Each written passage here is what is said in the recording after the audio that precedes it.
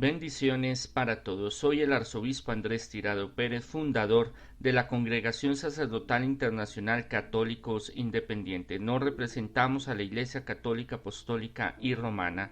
Bienvenidos una vez más a Una Palabra Tuya Bastará para Sanarme, reflexiones diarias del Evangelio. Leamos el Evangelio. Habiéndose aparecido Jesús a sus discípulos después de comer con ellos, preguntó a Simón Pedro: Simón, hijo de Juan, ¿me amas más que a estos? Pedro le contestó: Sí, Señor, tú sabes que te quiero. Jesús le dijo: Apacienta mis corderos. Jesús volvió a preguntarle: Simón, hijo de Juan, ¿me amas? Pedro respondió: Sí, Señor, tú sabes que te quiero. Jesús le dijo: Cuida de mis ovejas. Por tercera vez le preguntó Jesús: Simón, hijo de Juan, ¿me quieres? Pedro se entristeció al oír que le preguntaba por tercera vez si lo quería y contestó: Señor, tú lo sabes todo, tú sabes que te quiero. Entonces Jesús le dijo: Apacienta mis ovejas, y añadió: Te aseguro que cuando eras más joven, tú mismo te ajustabas la túnica con el cinturón e ibas donde querías, pero cuando seas viejo tendrás que extender los brazos y será otro quien te atara y te conducirá donde no quieras ir. Jesús se expresó en estos términos para indicar la clase de muerte con la que Pedro daría gloria a Dios. Palabra del Señor, gloria a ti, Señor Jesús. Que por medio de este Evangelio sean perdonados nuestros pecados, así sea. Hay varios momentos en que después de la resurrección del Señor, lo narran los evangelios, se hace presente, se materializa para compartir, para estar. Y Juan narra en este momento, en este episodio, algo muy importante que sería la organización o el liderazgo que Dios daría a Pedro como un apóstol importante, pero sujeto a que el más importante tenía que ser el más humilde, el más servicial. El que quiera ser el primero, que sea el más humilde, dice y servidor de todos, dice el Señor. Primus inter pares, quiere decir primero entre los que están, o primero entre los que están en el grupo, o primero de los líderes, pero sin anular a los demás. Para Jesús todos son importantes. Es más, aún Juan, que es el discípulo amado, es muy importante que él es el que va a narrar algo que se hizo real de su profecía. ¿Cuál es la profecía? La que vamos a ver a continuación sobre la muerte de Pedro. Llega el Señor, acaban de cenar. Cenar es un acontecimiento supremamente importante en el pueblo judío y para el cristianismo. Es el compartir, es el estar juntos, el disfrutar un momento muy hermoso, el de compartir. Para los judíos el sentarse a comer a la mesa tiene que ser del mismo nivel, de la misma confianza, de la misma gratitud. No podían invitar a cualquiera a comer, o sea, no se veía bien ni estaba bien. Y es algo muy íntimo. Entonces, cuando nosotros invitamos a una persona a una cena especial, no a ir a comer el perro o la hamburguesa de la esquina, no, sino a una cena especial, es porque es importante. Ese momento es importante, esa persona es importante, esa cena. Entonces, terminando la cena, Jesús interroga a Pedro, le dice: si lo amáis, si me amáis. Y él le dice: sí, Señor, tú sabes que yo te quiero. Y se lo pregunta 3 veces. 3 veces por el Padre, el Hijo y el Espíritu Santo. 3 veces como reparación a los errores que cometió Pedro. Pedro muy apasionado, pero por su impulso, por su afán de hacer, cometía muchos errores, muchos fallos que Jesús se los fue corrigiendo. Y tenía que corregir esta falla que él mismo cometió, que él mismo se la profetizó al decirle que antes de que cantara el gallo lo negaría 3 veces, que así fue. Que él sufrió mucho, se entristeció.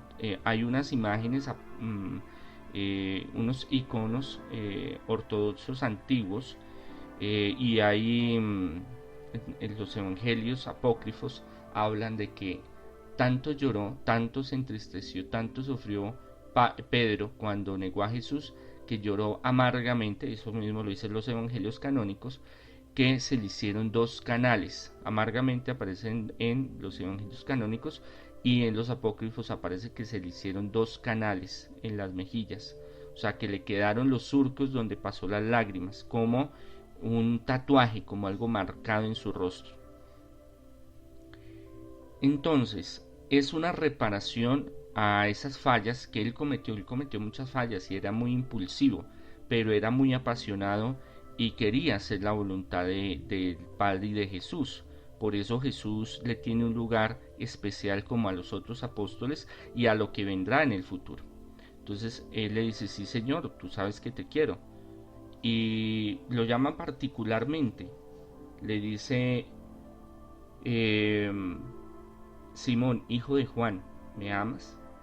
El decirle, eres el hijo de Juan, es decirle todo su linaje, todos sus antepasados, todo lo que representa.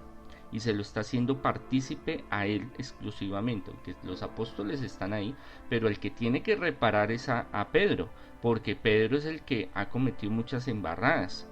Y para este nuevo comienzo, para este nuevo proceso de evangelización, el Señor tiene que purificarlo y limpiarlo y hacer una reparación en él, sobre todo por el liderazgo que tienen que tener los apóstoles.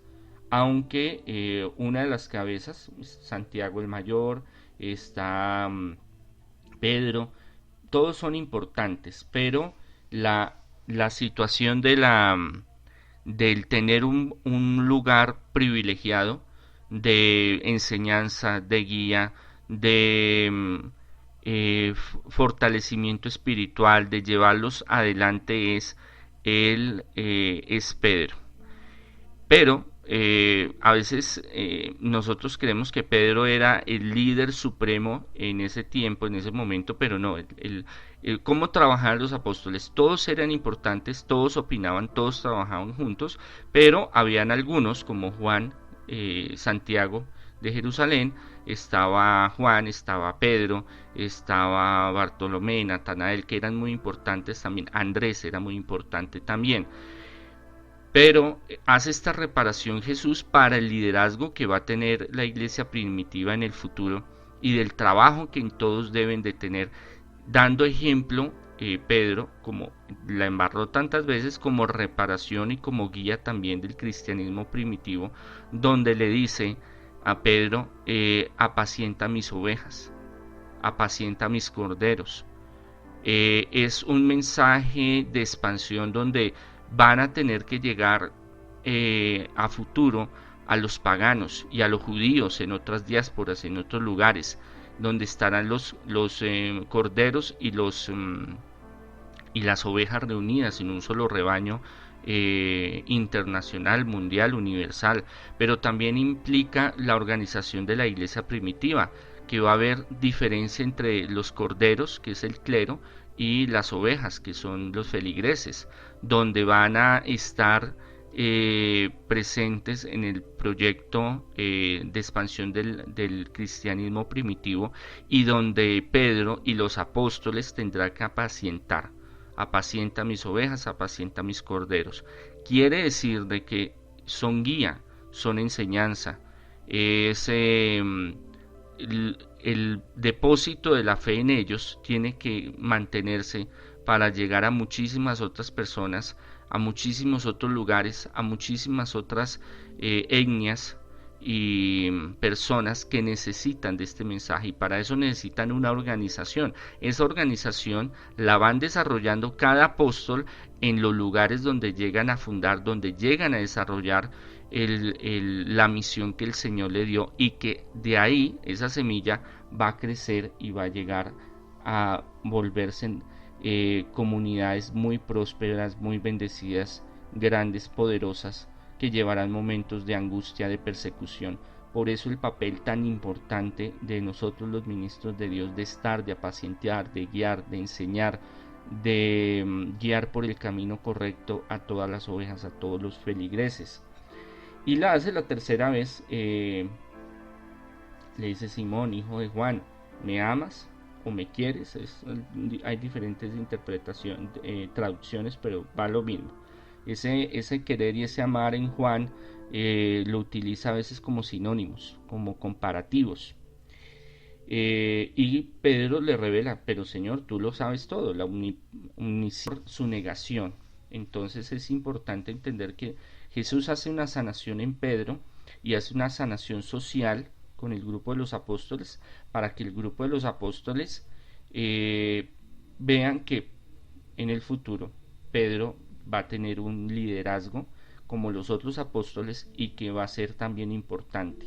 ¿Por qué? Porque teniendo esa mancha de que él dudó y de que él lo negó, porque fue el único, así en un espacio abierto, en público, es una reparación que Jesús tiene que hacer y una sanación, una liberación que le hace a Pedro. Por eso Pedro se entristece de nuevo y dice: no, ¿será que sí yo? ¿Será que lo amo? ¿Será que no lo amo? Pero ¿por qué me lo dice?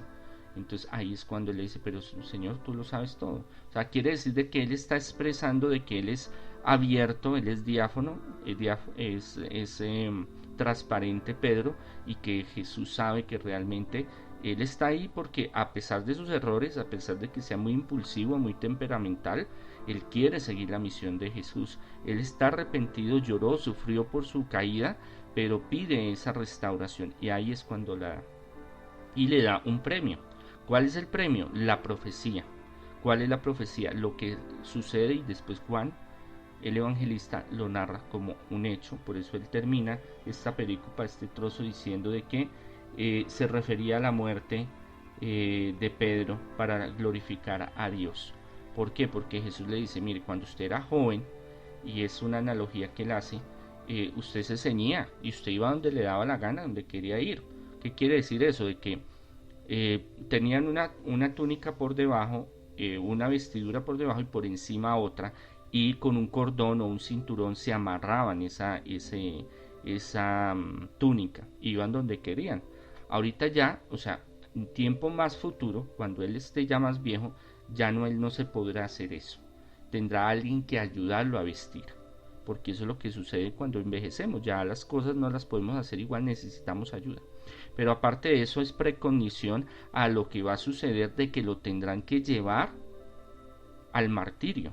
El martirio no es una condenación, no es una maldad de Dios, es un premio, porque los hacen partícipes de un privilegio de estar en la gloria y de sufrir lo que Jesús sufrió. Porque para ellos el sufrimiento no es maligno, no es malo, aunque puede venir del demonio, pueden venir de las fuerzas del mal, puede venir de la injusticia humana, pero se va a transformar en algo positivo, donde van a crecer y a ganar espiritualmente, y van a estar en la presencia del Señor, y van a recibir la grandeza de estar en la gloria del Señor. Entonces, para ellos y los primeros cristianos, el martirio es un premio. El martirio es una oportunidad de trascender y de estar, de participar en ese proceso de purificación y de salvación salvífica de Jesús, a través de ellos y para ellos, y con Jesucristo. Entonces es algo maravilloso. Y le profetiza de que lo tendrán que amarrar, y irá donde él no quiere ir. Ir donde no quiere ir tiene varias variantes. Puede ser de que él ya no pueda moverse, o sea, ya está tan viejito que no se pueda mover, sino que lo lleven de un lado para el otro. El otro, que es el que yo también, el consenso de la mayoría de los teólogos y de los especialistas en Sagrada Escritura, que me adhiero a ellos, es la crucifixión, que lo iban a llevar a atar. ¿Por qué? Porque cuando crucificaban, primero los ataban al madero, a los diferentes tipos de cruces, porque hubieron muchos tipos de cruces, aún en los árboles los crucificaban, los amarraban. Entonces le está diciendo que ya en su vejez, que es lo que sucede, lo van a crucificar. Hay unos que se arriesgan a decir, o por tradición dicen, que lo crucificaron boca abajo, hacia abajo, de cabeza. ¿Por qué? Porque es una forma de rehacer lo que él hizo mal al negar a Jesús. Pero esto no se ha constatado tampoco, de que haya muerto crucificado en Roma, o que sus restos estén en Roma, pero por tradición se hablan que fue allá que lo crucificaron. Pero el hecho es que sí, hay señales de que sí lo crucificaron, que lo martirizaron, y esto es algo que realmente en la época de Nerón fue que sucedió eso, que esta profecía que Jesús le da llega a ser, o sea, llega a su vejez, llega más o menos, se calcula unos 70 y algo de años, y lo llevan al martirio. Y esto se cumple perfectamente, y lo narra Juan, para que nosotros tengamos esa solidez de creer de que cuando Jesús hace algo, lo hace bien hecho. Cuando Jesús pide que alguien lo siga como nosotros, a pesar de los errores, a pesar de las embarradas que nosotros cometamos, de nuestras imperfecciones, Él nos da oportunidad de reasirnos. Igual envía momentos difíciles, igual si nosotros queremos llegar a la gloria también tenemos que pasar por momentos de miedo, de incertidumbre, de sufrimiento, pero que nos espera algo maravilloso. Jesús le promete, le profetiza a Pedro que él va a recibir ese martirio, pero que ese martirio va a ser para la gloria de Dios, para que los que vean ese martirio crezcan. Y los romanos pensaron que cuando ellos hacían ese martirio, ese tipo de castigo de muerte tan terrible de la cruz, porque ellos lo perfeccionaron, eran de pueblos más antiguos, ellos lo tomaron y lo perfeccionaron, es una forma psicológica para llenar de terror, de miedo colectivo. Usted coge a 10, a 15, los crucifica, los deja que sufran, se mueran, ahí se descompongan, entonces todos los demás van a llenarse de miedo y de pánico. Pero en el cristianismo tuvo un efecto contrario totalmente y de gran poder, porque la gente decía, si este se hace matar es porque lo que él ha vivido es cierto, es verdadero, entonces yo lo voy a seguir. Entonces hay muchos testimonios de los mártires que mucha gente se convirtió al verlos, los vejámenes, los martirios, echarlo al Coliseo Romano, al prenderle fuego con brea, al empalarlos, al crucificarlos, porque eso les dio más como fuerza, ardió ese fuego, el Espíritu Santo en sus corazones para decir esto es verdad, si Él lo hace yo lo voy a hacer, porque es que yo no me voy a perder esa bendición de recibir ese pequeño sufrimiento que es grande para alcanzar esa gran bendición del reino de los cielos. Todos somos Pedros, todos en todo momento hemos cometido errores, nos dejamos llevar de nuestra soberbia, de nuestra altanería, de nuestra agresividad, de nuestros impulsos humanos, que es algo que el Espíritu Santo y Jesús va trabajando en los apóstoles y que está trabajando en nosotros constantemente y quiere transformarnos. Entonces es algo que nosotros debemos de ver, que Dios permite ese proceso de purificación, de limpieza, de transformación, que no es fácil, que tendremos que vivir muchas cosas para sobresalir, para transformar, para convertir todas esas cosas negativas que están en nuestro ser. El ser humano es muy variable, hoy piensa una cosa, mañana otra. El ser humano es muy impulsivo, muchas veces no actúa por raciocinio, por racionalizar las cosas, sino por pasión. Yo hago esto, yo hago el otro, y entonces Pedro era muy apasionado y tuvo que cambiar eso, tuvo que canalizarlo. No es que la pasión sea mala, o sea, el amor a las cosas, sino encauzarla con Jesús. Y eso es lo que hoy debemos de reflexionar y hoy debemos de analizar. Muchas veces cometemos esos errores, muchas veces negamos al Padre, al Hijo, al Espíritu Santo. No sea solo con nuestras palabras, sino con nuestro pensamiento. Dios me abandonó, Dios no me quiere, Dios me tiene olvidado, porque ayuda a los otros que son malos y a mí me tienen el olvido, porque no progreso, porque no me libero de esta brujería, porque no me sano, porque tal persona no me quiere, porque no me sale tal trabajo, ¿por qué? Ahí estamos siendo Pedros, estamos negando a Jesús, estamos yéndonos en contra de lo que Jesús quiere para nosotros, el Padre y el Hijo y el Espíritu Santo. Pero Dios nos ama y Dios da oportunidad, comparte con nosotros como se apareció a los apóstoles, cenó con ellos y después hizo esa reparación íntegra en el proceso de Pedro para su futuro, el futuro apostólico del cristianismo primitivo, del paleocristianismo con los demás apóstoles, y de su sanación interior, esa sanación de los recuerdos, esa sanación de ese pecado y de esa y de esa negación tan profunda que rompió su ser a Pedro, pero igual él siguió caminando porque él creía en el Señor. Por eso le dice al Señor: tú lo sabes todo, Señor, tú sabes que yo te amo y yo te quiero. Es un ejemplo maravilloso de Pedro para nuestra vida. A pesar de nuestros errores, a pesar de nuestras imperfecciones, buscamos cada día servir al Señor, cada día transformarnos, cada día crecer espiritualmente.